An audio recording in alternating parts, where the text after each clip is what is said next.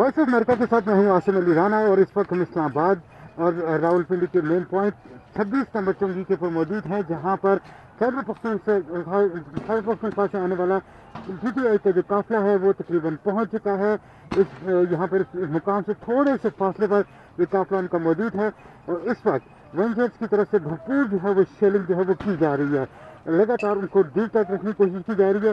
सिर्फ यही नहीं बल्कि इस वक्त 3 मुख्तलिफ अतराफ से जो है वो शेलिंग का सिलसिला जारी है। यहाँ पर बाकायदा मुकाबला हो रहा है। ये रावलपिंडी की तरफ से हम आपको दिखाएं कि यहाँ सामने से रावलपिंडी की तरफ से आने वाले जो लोग थे उन्होंने पुलिस के ऊपर और रेंजर्स के ऊपर पथराव किया, जिसके जवाब में यहाँ पर पुलिस और रेंजर्स की तरफ से लगातार शेलिंग की जा रही है। आप देख सकते हैं कि ये उड़ते हुए शेल हर चंद लम्हे के बाद यहाँ पे नजर आ रहे हैं। हजारों की तादाद में जो शेल जो है वो फायर किए जा चुके हैं।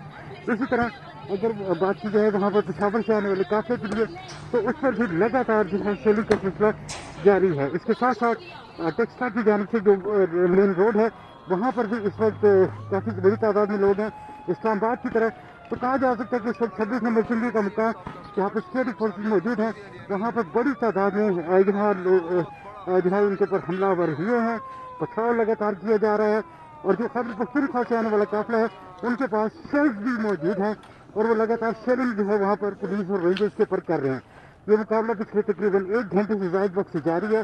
ये काफिला इस्लामाबाद में दाखिल होगा, किन हालात में दाखिल होगा, क्या उनको यहाँ पर रोका जाएगा, इस हवाले से अभी कुछ भी कहना कबल वक्त है। लेकिन यहाँ पर लगातार आंसू गैस और शेलिंग की वजह से यहाँ के आम लोग बहुत ज़्यादा मुतासर हो रहे हैं।